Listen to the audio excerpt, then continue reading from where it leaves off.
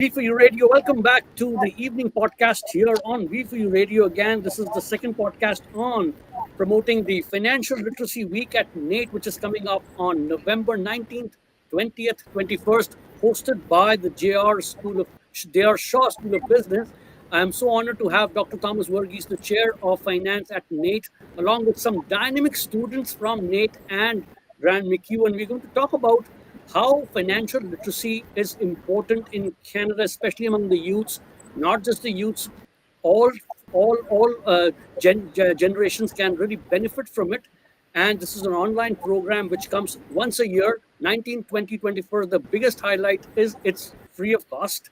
And of course, the second one is that it really puts everyone into the same kind of a capsule and teaches them some great things. So welcome, folks, to this second episode of this online promotion on V4U Radio. Thank you. Dr. Thomas, I will start with you before I just jump on to this. How important is this program to you?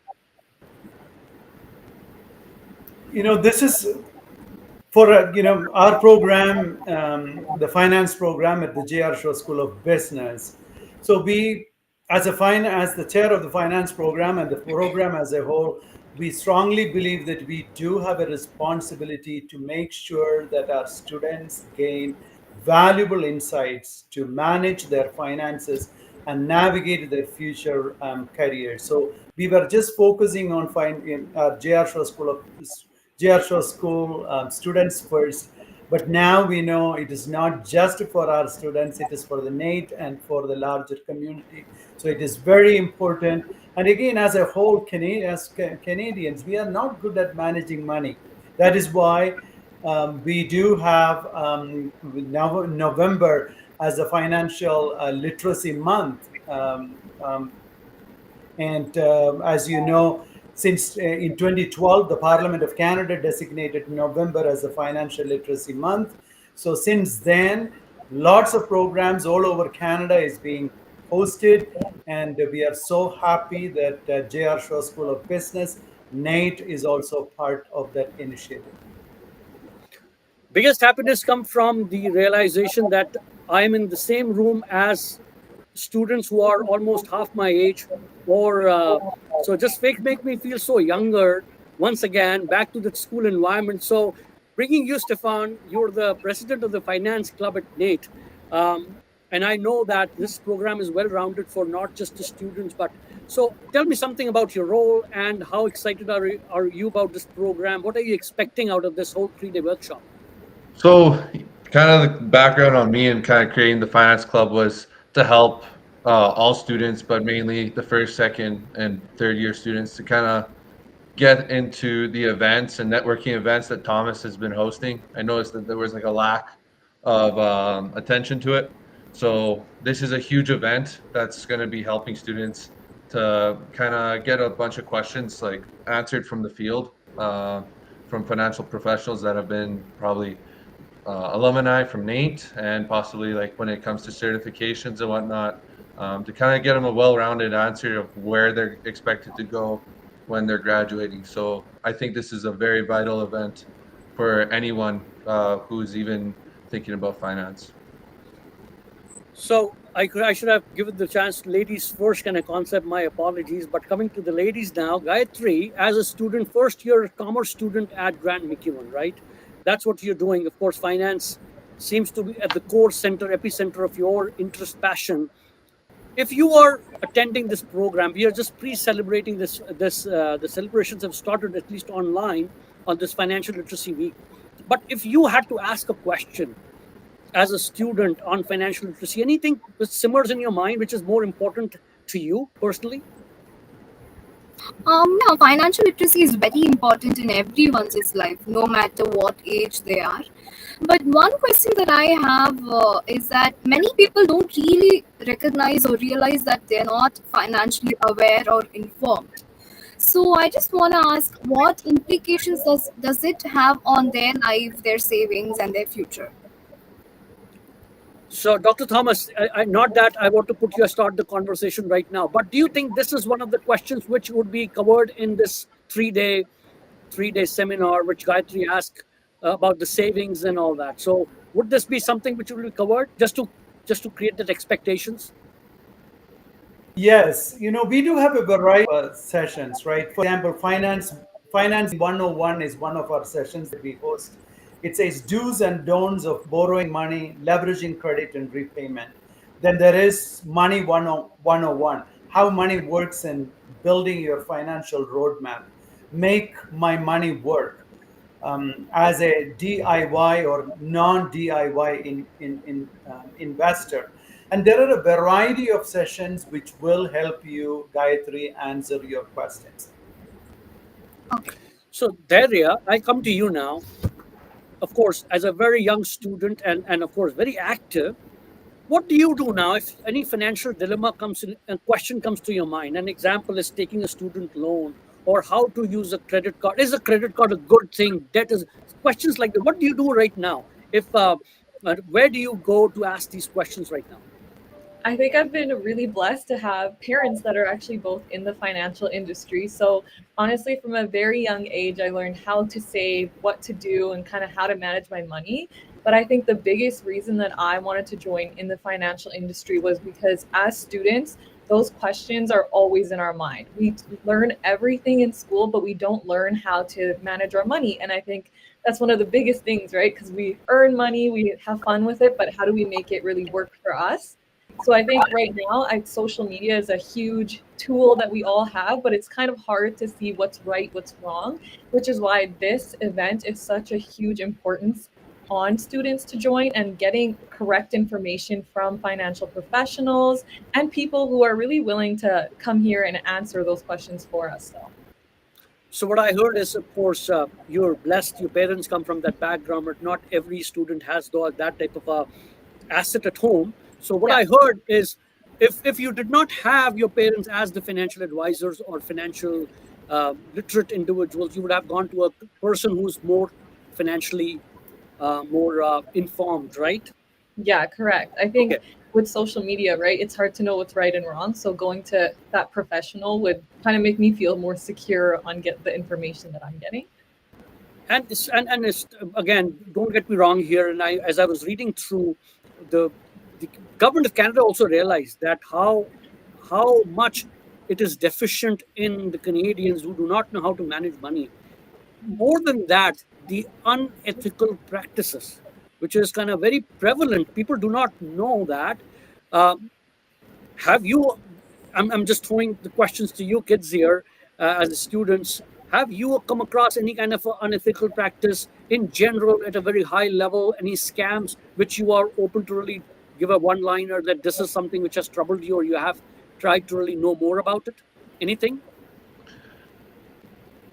I think the main one is to kind of watch out and where you're getting your information from. Like we have those financial mentors on Instagram and other social medias that are giving out like some crazy advice of dumping, let's say, all your savings into this one Bitcoin that they create or cryptocurrency that they created, and it goes nowhere, and all of a sudden you lost all your savings. There's a bunch of scams out there that are trying to benefit themselves and trying to get like young uh, people or kids into um, try to get rich quick, and that's, as we know, kind of impossible. So what that's the main thing is to watch out. As soon as you hear someone say "get rich quick," um, more than likely it's a scam. I wish there was a shortcut to becoming rich, but Yeah, let it be what. yeah, You we know would what? all When be I was there. coming, when I was getting out of the house today, I also have blessed to have two very, very, very bright kids at home. One is in university and one is just passing out high school. And a question came out. My daughter earned her first paycheck yesterday, working at the Booster Juice, and she asked me, "Dad, how much money do I need to live on? Like, just I can live on my own." So I immediately thought of what a coincidence that I'm doing a financial literacy promotion this evening with Dr. Verghese, but immediately came to my planning and budgeting. Right, this is where the question is leaning. So, Dr. Verghese, is the 3-day workshop like talk about the planning and budgeting as well? Yes, absolutely. We do have a session, bring balance to your budget. High inflation is driving up prices and budgets are stretched. A balanced budget will help you with long term financial success. So, we have an individual from Edward Jones doing that session. So, we do have, you can think of any area, it is all there. Oh, very That nice. is how comprehensive the sessions are. We have tried to get industry experts from every possible area we can think of for this financial literacy week. Gayatri, I'll throw you under the bus. And my apologies if you do not know the answer, or maybe let me try it out, okay? Have you heard about something called a good debt and a bad debt? Um, no, I haven't. But I think something with a good depth is for like the development of one's individual, maybe like education, if I'm right. And a bad debt is something where we keep accumulating the expenses to such an extent that we are not able to pay it back, and it affects us I, negatively. I couldn't have answered better than you. So wonderfully answered, because this is how I learned it very, very late. But again, Dr. Varghese, again, is this something which is going to be covered, a good debt versus a bad debt? Yeah, I mean, I don't have anything specific to that title. Before, when you asked about budget, I had something specific relating to budget. When you asked about uh, do's and don'ts of financing, we do have a session on that. We don't have anything specific which addresses good debt and bad debt, but there are several sessions that will address that question. So yes, it will also be covered.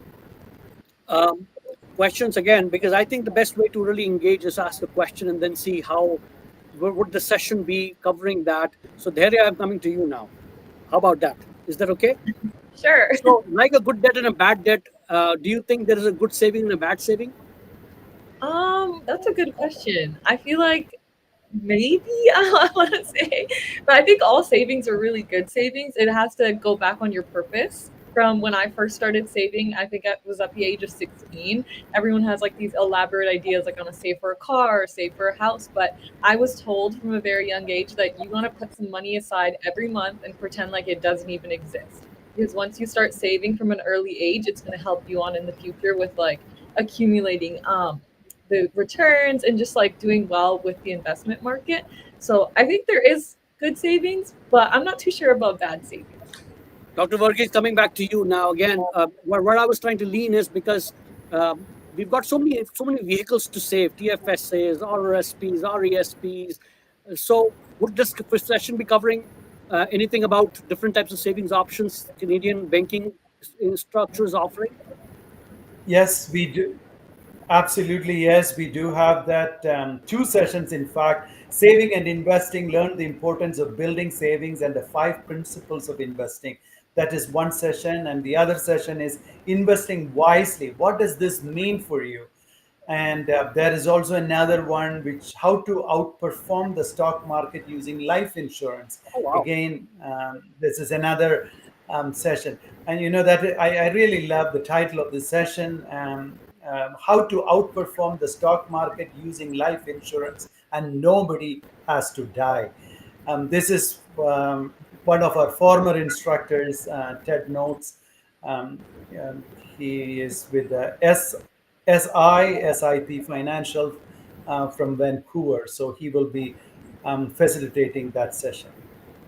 Wow! Looks like it's a well-rounded session, Stefan. Coming to you now. I don't know if you find me asking too many questions, but see, um, there is again a good saving, bad saving kind of thing, as I said. But there are so many vehicles you can invest in. Must have heard about, of course, a little bit about stocks, mutual funds, RS, the GICs, and all that.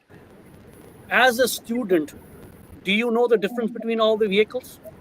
Yes, yes. In my second year after I took the investments class, it definitely helped me out. But I think where I learned the most was actually kind of practicing myself. And obviously, with anything, with your interest, you want to do your own research and kind of try it out yourself. So from NAIT and the courses that were provided, it kind of helped me go into a deep dive of the different investments that you can get into.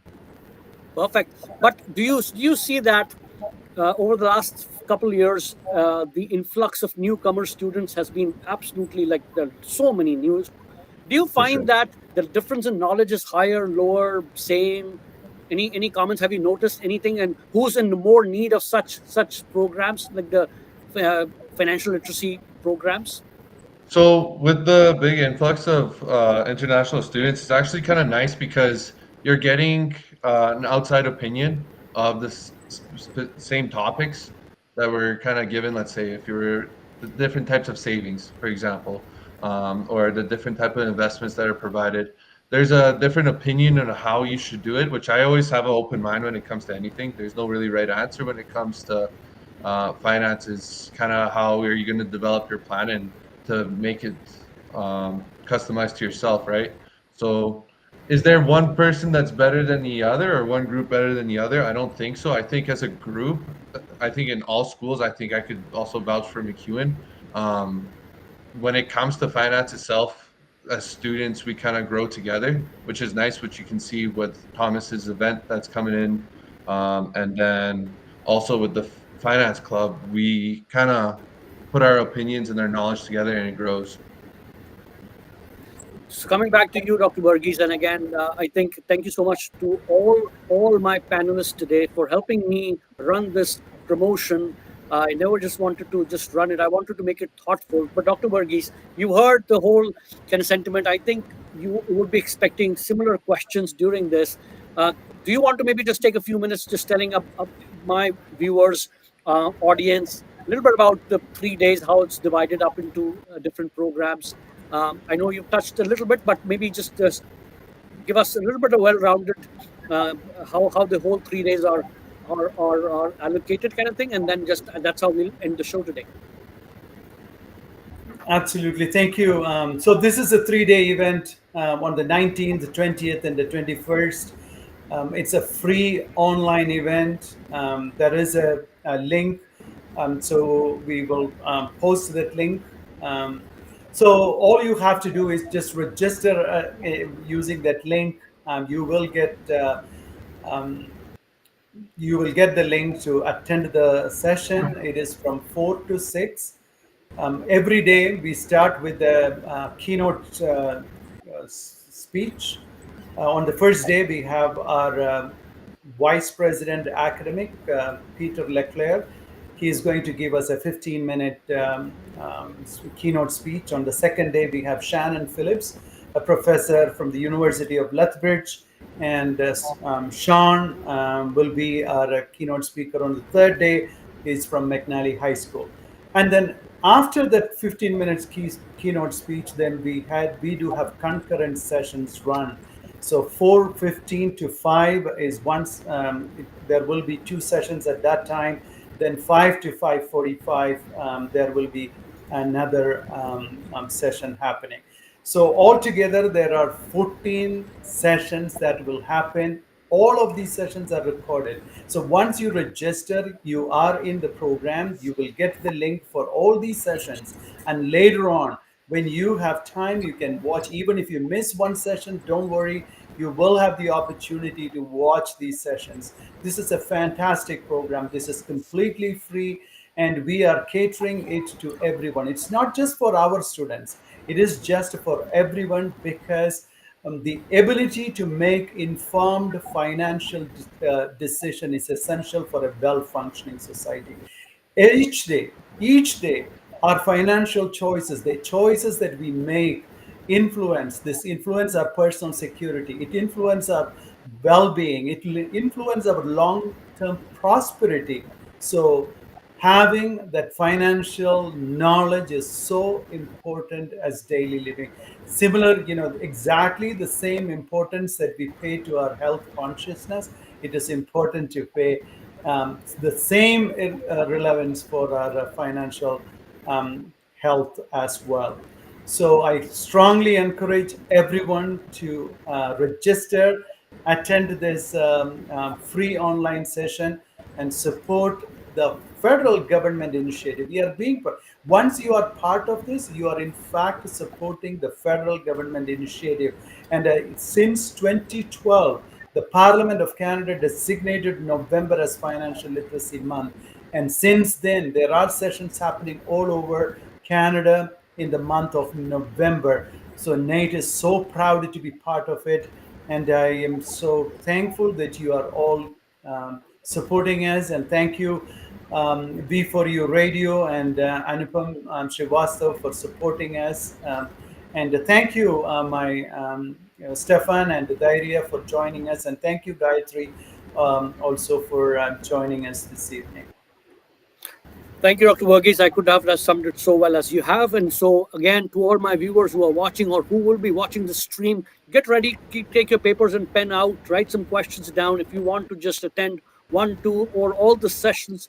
Um, Great initiative by JR Shaw School of Business and NAIT coming together again. Such programs are very important, as Stefan said, that it's very, very important that we all participate. It's one of the key things here. But I thank you all. I thank you all for joining. Thank you all for actively participating. And I'll see you all on the 19th, 20, 21st. Stay blessed. Thank you. Thank you. Thank you. Thank you.